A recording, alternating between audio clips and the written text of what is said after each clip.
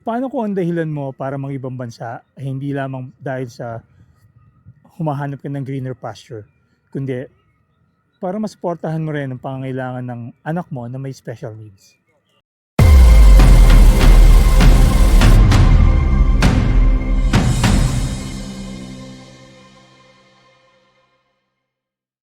Meet Marley, isang OFW sa Milan at isang nanay na lumalaban araw-araw para sa anak niyang nasa autism spectrum. Sa dinami-dami ng kwento ng OFW, iba-ibang dahilan nila kung bakit sila umaalis ng bansa. Pero para kay Marley, hindi lang ito para sa pangarap, kundi isang laban ng isang ina para sa kanyang anak. Hi Marley, thank you so much for your time para makasama namin at ma-share mo yung kwentong OFW mo sa amin. Thank you. Thank you very much for inviting me. Medyo kinakabahan. Huwag kang First kabahan. time. Kwentuhan first- lang natin to, kwentuhan lang. First time to. That's always Sana, the first time. kaya nga eh. Thank you very much for inviting me. Sana ay maging inspirasyon ang kwento namin, kwento ng buhay ko as a OFW at pagiging ina. Yes, okay. Marley, matanong ko lang, anong nagtulak sa'yo bakit nag-decide kang maging isang OFW? At first, talagang wala talaga akong balak kasi kaya lang ako nakapunta dito kasi nakapangasawa ng OFW. Oh, okay. Mm-mm. So siya yung unang nag-abroad. Oo, bata binata pa lang yung asawa ko nandito na. So, nagka-girlfriend boyfriend kami, tapos kinuha niya ako Okay. para petition. Kaya ako Okay, napapunta petition. dito. So legal kang pumunta dito, ibig sabihin. Mm-mm. Very good. Naku, napakaswerte mo. Isa ka sa mga maswerteng kababayan natin na nakapunta ng ibang bansa na legal. Oo. Kasi alam naman natin, marami tayong mga kababayan na nakapag-abroad pero dumaan sa butas ng karayom, kumbaga. Oo, lalo na ngayon. Diba? Kaya nga. Ayun, so, kumusta naman yung buhay mo bilang isang OFW dito sa Milan? Simula nung dumating ka dito hanggang ngayon? Nung una talagang mahirap kasi as office girl dati. Okay. Tapos pagdating ko dito, ang laki ng adjustment na kinaharap ko. Kasi noon dati, sa Pilipinas, meron kaming kasambahay, Okay. walang alam sa buhay, hindi marunong magluto, hindi marunong maglinis. Hala? Oo, lahat. Siyempre, iba yung buhay sa atin eh. Yes. Yung lahat isusubo mo na. Pagdating ko dito, hindi pala. Parang ganun, lahat sa'yo. Lahat gagawin mo, lahat. Yes, oo. Ultimo sa bahay, linis mo, kain mo, hugas mo. Kasi ako, anak din ako ng OFW. Okay, So, that's good. karamihan kasi ng mga OFW, bigay lahat sa mga taga-Pilipinas. So, isa ako doon. Yung kumbaga, doon sila bumabawi eh, di ba? Isa ka sa nangihingi. Oo, yung nga ganun. Yung kumbaga padala lang sila ng padala, ako hindi ko alam ang ano ng pera, parang ganun. Ang value, kumbaga, Oo. hindi mo alam kung ano yung mismong Hirap. pinagdadaanan Pinagdadaanan nila bago sa maibigay sa'yo yung hinihingi mo. Oo. Okay. Anong adjustment ang ginawa mo nung dumating ka dito, nung bagong dating ka? Madami. Kasi unang-una yung language. Kasi Okay. yung pagpunta ko dito, hindi ako ready. Kasi parang ang bilis eh. Kasi petition, ibig sabihin, ang bilis ng processing. Okay. Siguro ilang years, wala pang 1 year siguro nakuha na ako. Simula nung ikinasal kami. Tapos, ang hirap ng language. Kasi, syempre, sanay naman tayo ng Tagalog, English, Yes. Italian, hindi masyado. Tapos, ang layo pa ng words ng Italian sa Tagalog. Oo. Yung ang layo talaga, tapos kada palit, ganun. Tapos ay weather, hindi ako masyadong hindi ako ganun ka-excited sa lamig. Di ba yung iba, wow, snow, ganyan. Ako hindi talaga. Sa una lang naman magandang snow. Oo, Anyway, oo, siyempre. sa una lang. Tapos yung tungkol sa trabaho. Kasi Ayun. sa- Malaking adjustment yun. malaking adjustment talaga sa trabaho kasi sanay nga ako na nakaupo lang, office girl. Pagdating dito, hindi ko alam na ganun pala yung trabaho. Na parang naiiyak na lang ako, bakit ganito? Na hindi naman ako nagre-reklamo, pero ang hirap. Mhm. Parang ganun. Doon ko na-realize na unti-unti ko natututunan na ganito pala sa ibang bansa. Hindi pala masaya. Na akala ko dati, wow, snow, wow, puro gala lang, ganon. Hindi pala. Nandun ako, doon ko nakita ko ano talagang reality. So, kaya talagang iyak ako nun na sabi ko, paano to? Pero kinakaya. Kinakaya. Sa ngayon, adjusted na naman ako. Ilang years na rin ako dito. Yeah. Yun nga ang gusto ko itanong sa'yo, paano mo na-handle yung adjustment period na gano'n? Paano, anong ginawa mo para malampasan mo yung mga gano'ng struggles? Kasi dito, pagpunta namin dito, marami kaming kamag-anak. Nandito ang tatay ko, okay. nandito ang pamilya ng asawa ko, pamilya ko, mga pinsan, ganon, Mm. tito, tita. So, with the help of them, mas madali para sa akin. Kasi minsan tinuturuan nila ako. Unang trabaho ko, ang ibigay sa akin ng trabaho ay pinsan ng asawa ko, babysitter. Babysitter. Di ba doon naman nagsisimula? I-babysit mo yung pamangkin mo. Oo, Parang yung ganon. mismong, Pamangkin ng pinsan mo. kamag-anak Yung mga kasi. kamag-anak. Yun, doon ako nagsimula. Tapos unti-unti natututunan ko yung kung paano maglinis, kung paano mag-alaga ng bata, kung paano yung culture ng Italian, natututunan ko na with the help of them kasi lagi naman nandyan sila. Yun yung importante, no, na as an OFW na kababayan natin na nasa ibang bansa, nasa ibang culture, kumbaga, panibagong culture. So, yung adjustment mo, kailangan, importante yung mayroong support system, kumbaga. Diba, na tipong katulad mo, may mga kamag-anak ka na nandito, mga nakapagturo sa'yo kung paano yung way of life, kumbaga. Oo. So, yung adjustment mo hindi ganun kahirap, pero syempre, dumanas ka din ng mga hindi, kumbaga, hindi mo inaasahan na ganun pala. Oo. Kasi, syempre. Kung mga kakwentuhan, kung hindi nyo may naitatanong, si Marley napaka sikat na rin sa mundo ng social media because of her daughter. Kasi yung isang daughter niya ay sabihin natin nasa spectrum, no? Pwede mo bang ikwento sa amin yung journey mo bilang isang nanay ng isang anak mo na may special need?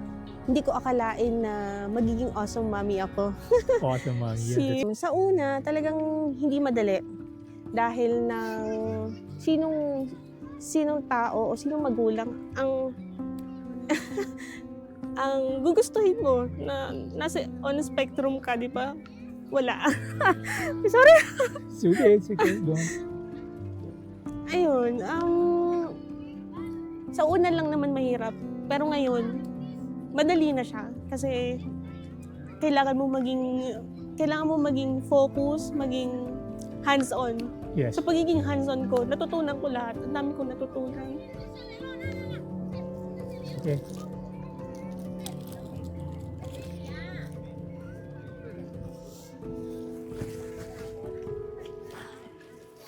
Ano yung pinaka-challenging part ng pagiging isang hands-on mom sa isang anak mo na nasa autism spectrum? Lahat challenging. Lahat challenging talaga. Oo. Hanggang ngayon nga challenging eh. Oo, Pero, oo. kailangan lang tagapin.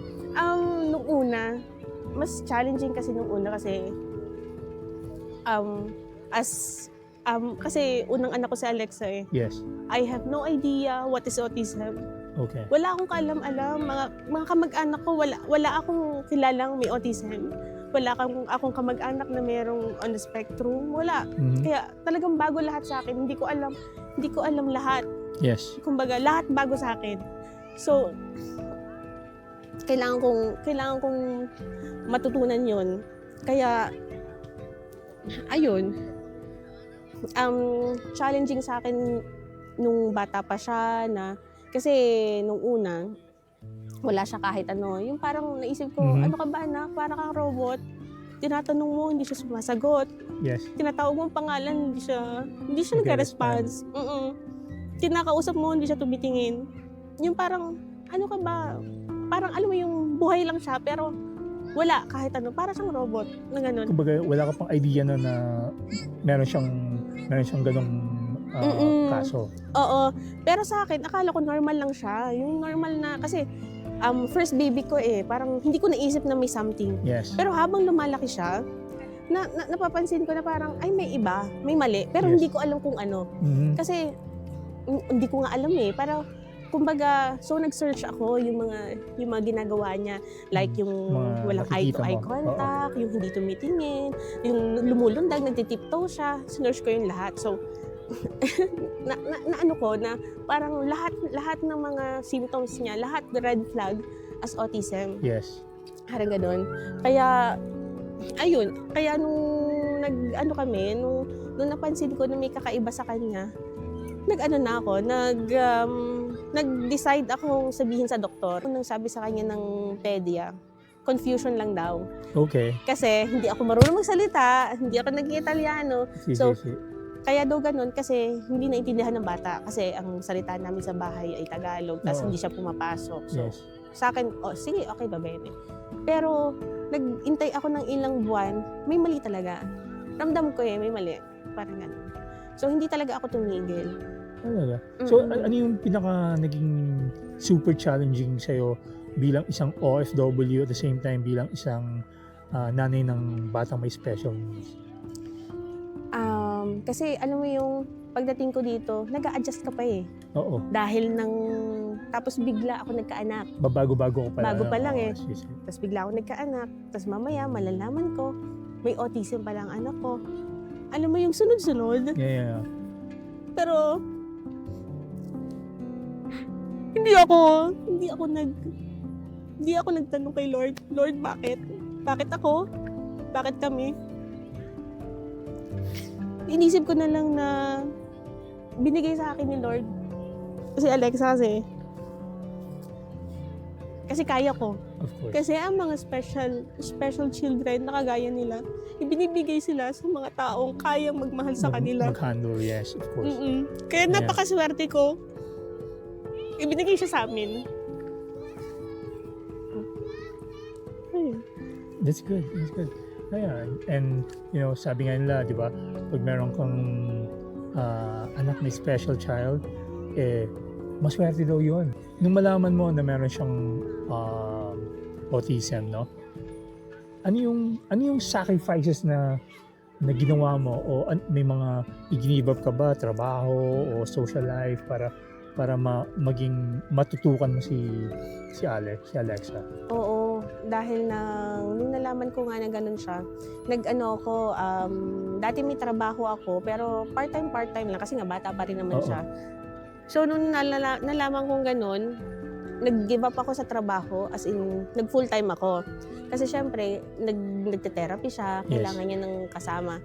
At saka, hindi ko pa nga siya kabisado Alam mo yung parang, anak ko siya, kilala ko siya, pero parang ang layo ng loob niya. Kasi nung bata siya, hindi siya masyadong clean, naman siya, yung sweet siya, May pero time na gano'n, no? oo, pero ultimo interest niya hindi ko alam kasi hindi ko nakikitaan kung ano talagang interest Kung niya. anong gusto niya talaga. So pinag-aralan ko muna 'yon. Parang ganun.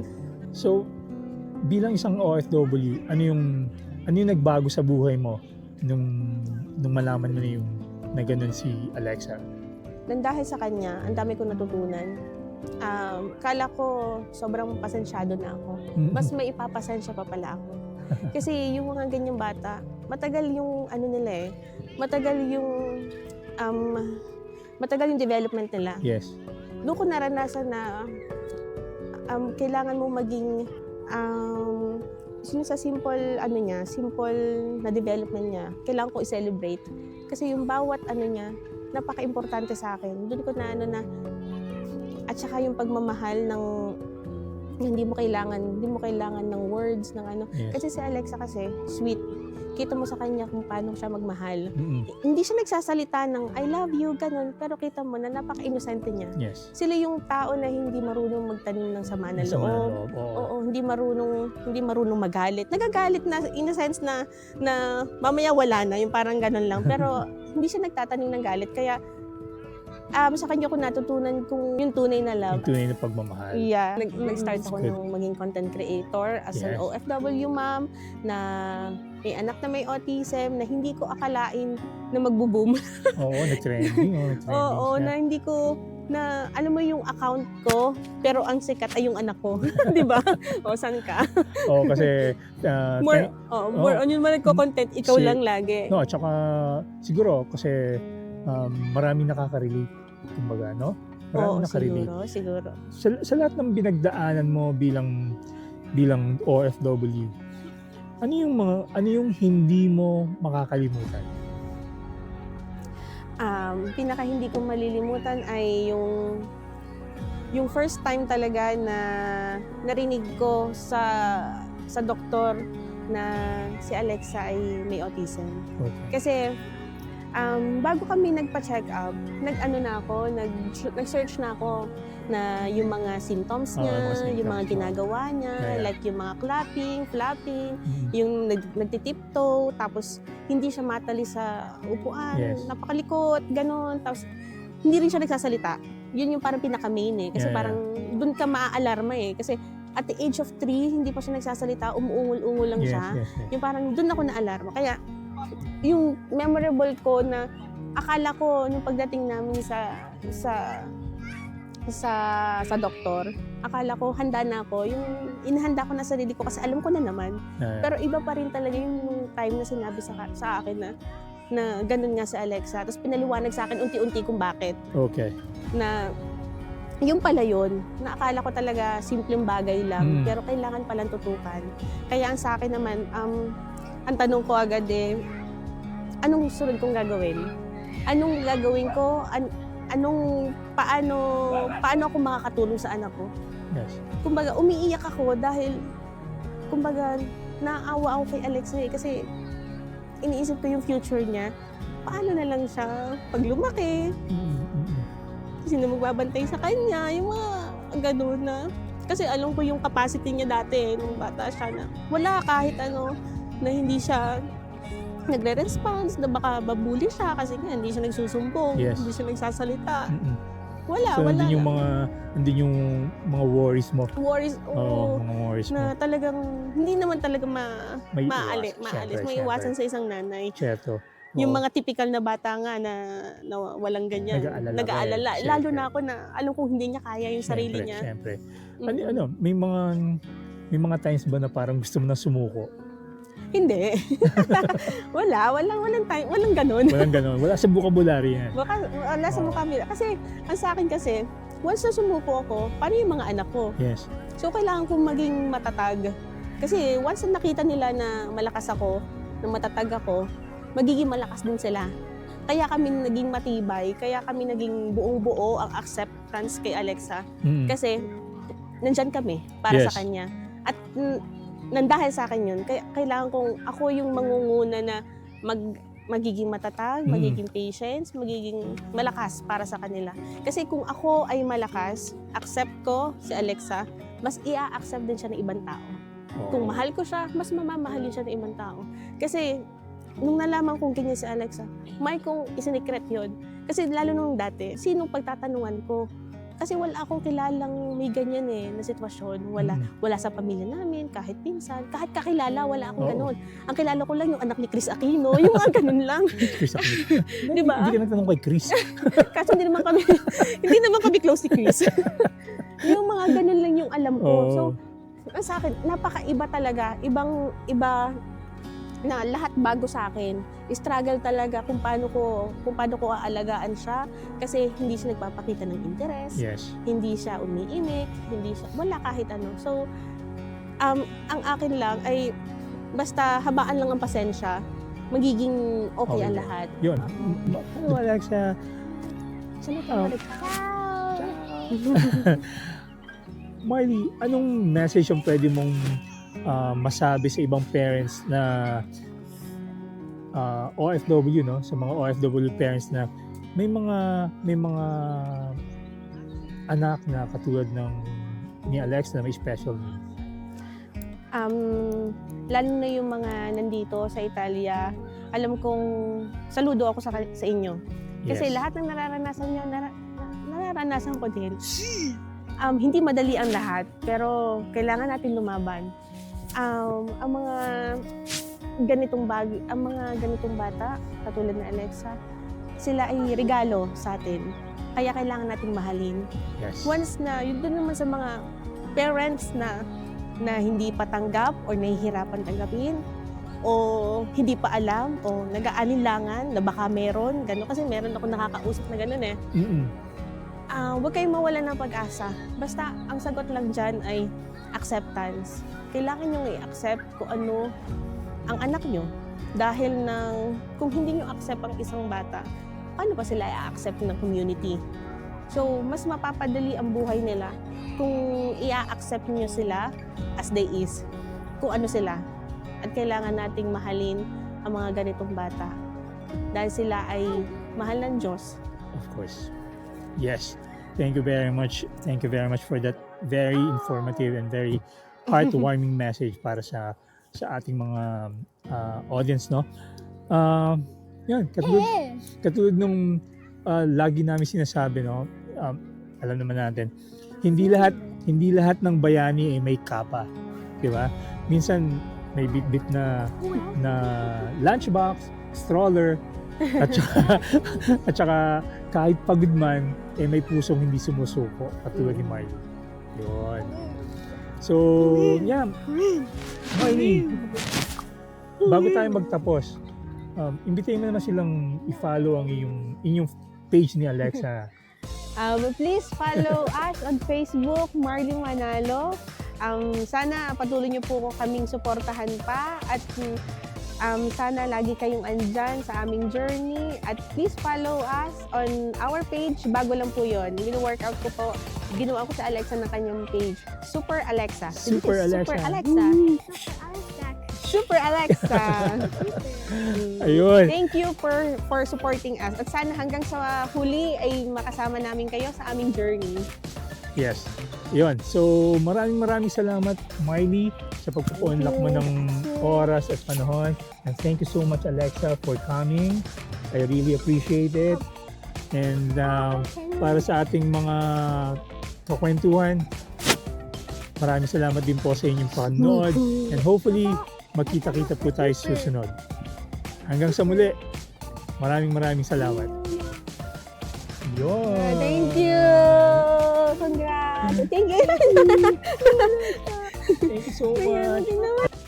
Kung na-touch kayo sa kwento ni Miley, please like, share, at i-comment nyo ang inyong mensahe para sa kanya. Don't forget to subscribe for more real stories of OFWs na tunay na nagbibigay inspirasyon. Tandaan, sa bawat sakripisyo ng isang OFW, may kwento. At sa bawat kwento, may dahilan para lumaban.